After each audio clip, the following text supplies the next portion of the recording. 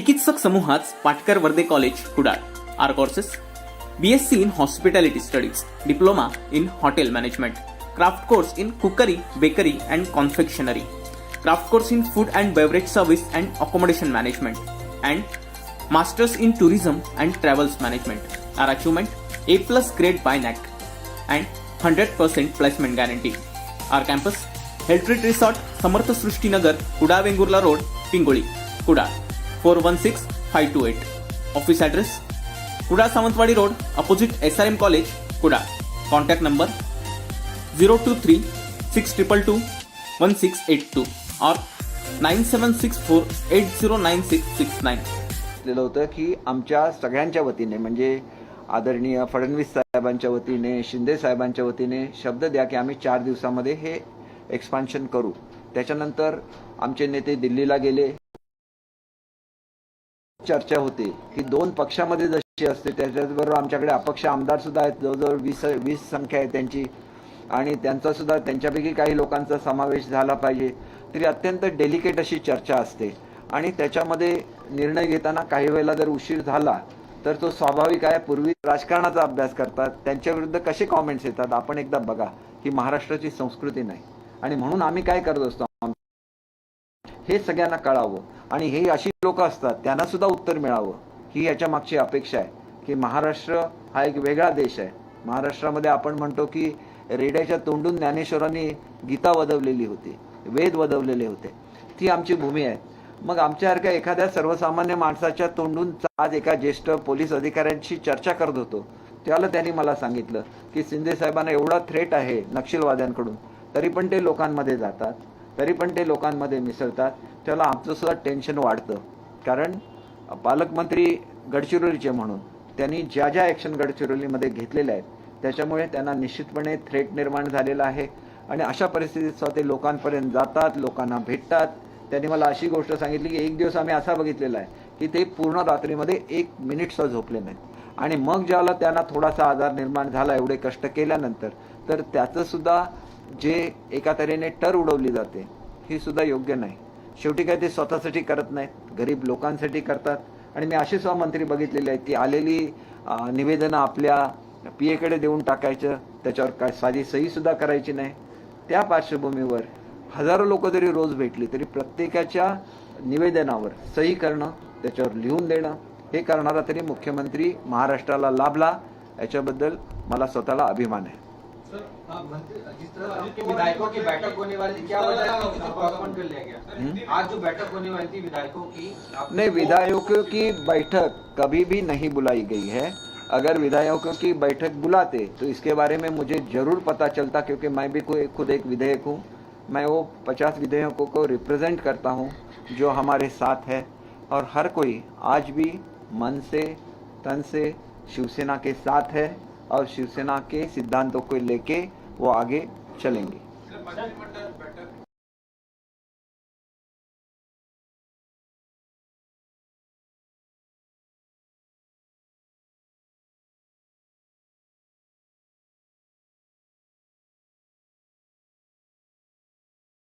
रहता है कि जब ये ऐसी चीजें नहीं हो जिससे एक मैसेज जाए या तो डिसरिस्पेक्ट लगे, तो इसकी भी जो चल रहा है कोर्ट में उसके बारे में कुछ भी कमेंट नहीं किया है. मैंने एक ही रिक्वेस्ट कल की थी कि जैसे भी ऑर्डर आती है उसी तरह से उसको लोगों के सामने लेके जाइए, क्योंकि ये राइटिंग में ऑर्डर रहती है, स्पीकिंग ऑर्डर रहती है, तो उसका वर्ड टू वर्ड करेक्ट आ जाता है. तो ये वर्ड टू वर्ड जो करेक्ट डिसीजन है वही लोगों के सामने आना चाहिए, ना कि कुछ भी लोगों के सामने आना चाहिए जिससे लोगों में भी गलत फहमियाँ हो रही है. ठेवायला लागतं असं मला स्वतःला वाटतं आणि मुख्यमंत्री उपमुख्यमंत्र्यांची सुद्धा तीच भूमिका आहे की आपण योग्य तो मान ठेवला पाहिजे आणि जो काय त्यांचा निर्णय असतो तो सगळ्यांवर बंधनकारकच असतो. परंतु आम्ही जी लढाई केली ती आमच्या सिद्धांतांसाठी, आमच्या तत्वांसाठी आहे, तर ती त्याच प्रकारे लोकांच्या समोर आली पाहिजे. काहीतरी स्वार्थासाठी लढाई चालली आहे असं म्हणून, आणि आजच्या सांगण्याचा उद्देश हाच आहे की जे तुम्ही करणार होता मग तुम्हीच पक्षप्रमुख म्हणून अशा तऱ्हेने वेगळा व्हीप कसा काढू शकता हा सुद्धा प्रश्न निर्माण होईल ना लोकांसमोर. आणि त्याच्यामुळे पक्षांतर्गत सुद्धा लोकशाही आली पाहिजे, ह्याच्यासाठी आमची लढाई आहे आणि त्याच्यामुळे आम्ही पक्षातच आहोत. परंतु पक्षांतर्गत लोकशाही येण्यासाठी आमची जी लढाई सुरू आहे त्याला न्याय त्याला त्यांनी सांगितलं होतं की आमच्या बहुतांश आमदारांचा अशा तऱ्हेच्या बदनामीला विरोध आहे. परंतु मी हे समजू शकतो की एखाद्या तरुण युवकाची जर बदनामी झाली की ज्याला पुढे मोठं राजकीय भवितव्य आहे तर ते योग्य नसतं.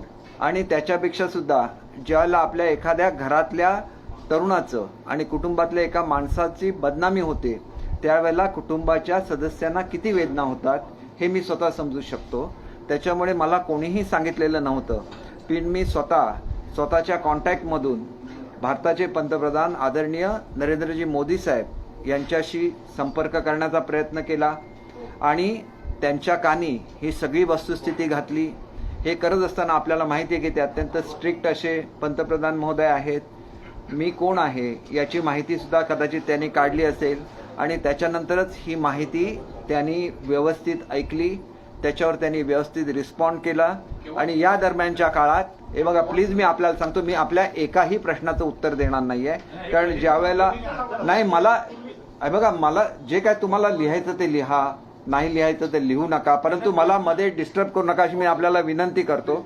आणि मी कुठलीही प्रश्नोत्तरं याच्यामध्ये करणार नाही आहे. ज्या वेळेला सुशांत सिंग राजपूत मी प्रत्यक्षात तुम्हाला सांगितलंय, डेट्स तुम्ही शोधून काढा. सुशांत सिंग राजपूत प्रकरण ज्या वेळेला घडलं त्यावेळेला नारायण राणे साहेबांची प्रेस कॉन्फरन्स ही मुंबईमध्ये झालेली होती आणि ती बीजेपीच्या कार्यालयामध्ये झालेली होती. आणि त्याच्यामुळे जी बदनामी झाली आदित्य साहेबांची, त्याच्यामुळे अनेक लोक नाराज झालेली होती, अनेक लोकांनी मोर्चे काढले. मी बोलताना माझ्या एकट्याच्या वतीने बोलत नाही, आमचे 50 आमदारांची जी मनस्थिती आहे त्याच्याबद्दल सांगतो की हा इनिशिएटिव्ह मी स्वतःच्या मनाने घेतलेला होता. माझ्यासारखा साधा मनुष्य पंतप्रधान कार्यालयापर्यंत पोहोचू शकत नाही, परंतु ही ईश्वराची देणगी या महाराष्ट्राच्या भूमीला दिलेली आहे की ते म्हणणं खरं होतं म्हणून ते पंतप्रधान महोदयांच्यापर्यंत पोहोचलं. त्याच्यानंतर पंतप्रधान महोदयांचं आणि उद्धव साहेबांचा डायलॉग सुरू झाला. हा डायलॉग सुरू असताना ज्या वेळेला ज्या महत्त्वाचे मुद्दे होते जसेच्या तसे आम्ही एका दुसऱ्याकडे पोचवत होतो. कारण ही दोन्ही महान माणसं आहेत, त्यांच्या बोलण्यामधली कुठलीही एखादी गोष्ट चुकू नये म्हणून योग्य ती काळजी आम्ही वेळोवेळी घेतलेली आहे. त्याच्यामुळे पुढच्या काळामध्ये उद्धव साहेबांचं आणि पंतप्रधान महोदयांची भेट झाली आणि जे काय मला उद्धव साहेबांच्या आणि पंतप्रधान महोदयांच्या बोलण्यावरून समजत होतं की खऱ्या अर्थाने कुटुंब प्रमुख कसा असावा हे पंतप्रधान महोदयांनी त्या ठिकाणी दाखवून दिलं. त्यांच्या बोलण्यामधून आणि त्यांच्या येणाऱ्या निरोपांमधून बाळासाहेबांच्याबद्दल अत्यंत असलेला आदर, ठाकरे कुटुंबियांच्याबद्दल असलेलं प्रेम हे वारंवार प्रतीत होत होतं आणि त्याचा मी स्वतः साक्षीदार आहे. त्याच्यानंतर उद्धव साहेबांचं आणि ज्या वेळेला पंतप्रधान महोदयांची भेट झाली आणि त्याच्यानंतर त्या भेटीची माहिती जी आम्हाला उद्धव साहेबांच्याकडून कळली त्याप्रमाणे त्यांनी स्पष्ट शब्दात सांगितलेलं होतं की मला माझ्या पदापेक्षा तुमच्याशी असलेले कौटुंबिक संबंध जपण्यामध्ये जास्त मी त्याला महत्त्व देतो आणि म्हणून त्यांनी त्याच वेळेला आपल्या पदाचा त्याग करायचं ठरवलेलं होतं. येत्या 15 दिवसामध्ये ते आपल्या पदाचा त्याग करणार होते. परंतु ज्याला मुंबईला ते परत आले त्याला त्यांच्या लक्षात आलं की या गोष्टी आपण कार्यकर्त्यांसमोर सुद्धा पोचवल्या पाहिजेत, नाहीतर कार्यकर्त्यांचा गैरसमज होतो. आणि त्याच्यामुळे त्यांनी काही वेळ मागून घेतला. हा वेळ सुद्धा त्यांना देण्यात आला आणि ह्या दरम्यान सुद्धा जी बोलणी होत होती ती पूर्णपणे उद्धव साहेबांच्या मनामध्ये जे आहे त्याप्रमाणे करण्याची तयारी हे त्या पक्षाचे प्रमुख आणि कुटुंबाचे प्रमुख म्हणून त्यांनी तयारी दर्शवलेली होती. हे सगळे निरोप देत असताना फक्त आम्हाला 3 लोकांना माहिती होतं, त्याच्या व्यतिरिक्त रश्मीवहिनींना माहिती होतं, उद्धव साहेबांना माहिती होतं. त्याच्यामुळे काहीही खोटं बोलून कोणाचीही बदनामी करण्याची मला गरज नाही. जे घडत होतं जसंच्या तसं मी महाराष्ट्राच्या जनतेसमोर आणतोय आणि ह्या गोष्टीमध्ये खूप वेळ गेला आणि दरम्यानच्या काळामध्ये 12 लोकांचं निलंबन झालं. निलंबन ज्या वेळेला झालं त्यावेळेला सुद्धा बीजेपीकडून निरोप आलेला होता की आपली बोलणी चालू आहे, असं निलंबन आणि एवढ्या काळासाठी करणं हे योग्य नाही. आणि त्याच्यानंतर आपल्याला माहिती आहे की कोर्टाने सुद्धा हे निलंबन रद्द ठरवलं आणि त्याच्यामुळे नंतरच्या मंत्रिमंडळामध्ये त्याच्यामुळे झालं की कशामुळे झालं मला माहिती नाही, परंतु श्री नारायण राणे यांचा समावेश हा केंद्रीय मंत्रिमंडळामध्ये झाला आणि केंद्रीय मंत्रिमंडळामध्ये समावेश झाल्यामुळे ही गोष्ट उद्धव साहेबांना आवडली नाही. त्यावेळेला ही बोलणी थांबली. त्याच्यानंतर 2 महिन्यांनी माझी एकदाच ह्या संदर्भात बोलणं उद्धव साहेबांसाठी झालं. त्यावेळेला त्यांचं बोलणं असं होतं की ह्या लहान लहान गोष्टी होत राहतात पुन्हा एकदा बोलणी चालू होऊन याच्यातून काहीतरी चांगलं निष्पन्न व्हावं असं त्यांचं सुद्धा मत होतं. परंतु एकंदरच त्यांना असलेल्या वेळेच्या अभावामुळे पुढे ही बोलणी होऊ शकली नाही, ही वस्तुस्थिती आहे. ज्या वेळेला त्यांच्याकडून असा रिस्पॉन्स मिळत नव्हता त्यावेळेला मी सातत्याने एकनाथ शिंदे आमच्याकडे दुसऱ्या क्रमांकाचे नेते होते, त्यांच्या कानावर हे घालत होतो. एकनाथ शिंदे साहेब वेळोवेळी उद्धव साहेबांची भेट घेत होते आणि त्यांना सांगत होते की आपण आपली जी मूळ विचारधारा आहे त्याच्याबरोबर राहूया, आपण BJP बरोबर आघाडी करूया. आणि ज्या ज्या वेळेला ते उद्धव साहेबांशी बोलत होते परत मला सांगत होते मी एक छोटासा कार्यकर्ता आहे, परंतु देवाच्या कृपेने कुठेतरी चांगलं घडत असेल तर त्याच्यामध्ये आपला सहभाग व्हावा, म्हणून या सगळ्या गोष्टी घडत होत्या.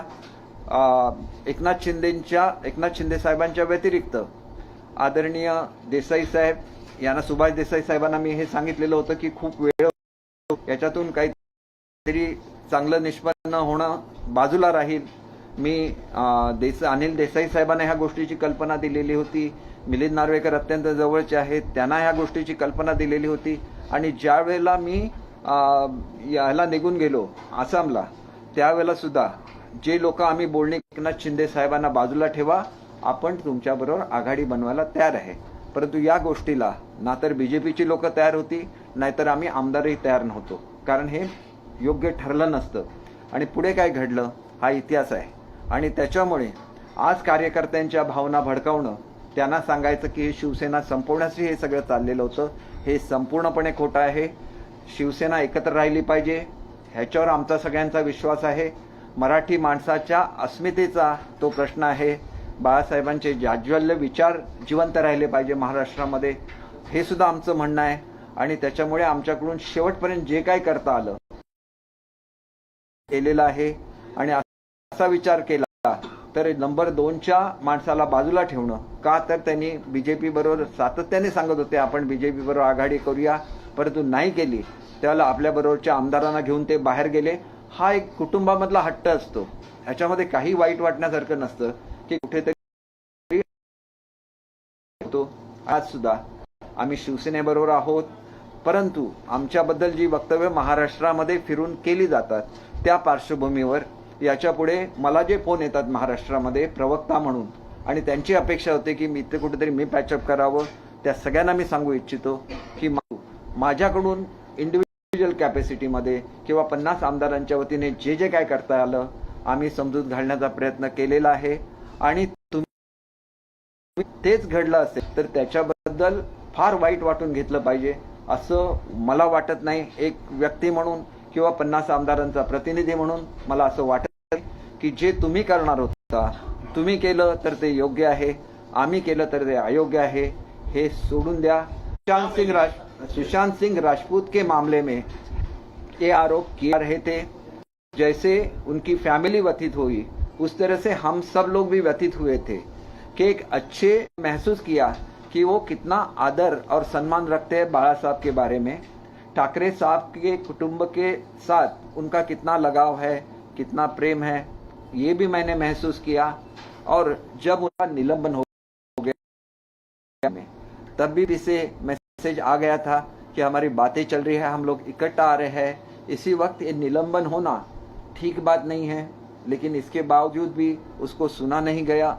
फिर केंद्र का जो एक्सपांशन था कैबिनेट का, उसमें नारायण राणे जी को मंत्री बनाया गया. मिल चुका हूं जिसमें उन्होंने बोला था कि जो आगे इस बात को हम लोग कंटिन्यू करेंगे, लेकिन उस दौरान मुझे कभी भी उनको मिलने का मौका नहीं मिला. मैंने करीब 6 महीने तक मैंने ट्राई किया, 4 महीने होंगे 6 महीने हो गए मैंने ट्राई किया कि उनसे मिलके बातें कर ले और इस चीज़ को आगे लेके चले, लेकिन ये बात बिल्कुल नहीं था. वो जाके वो बात कर रहे थे.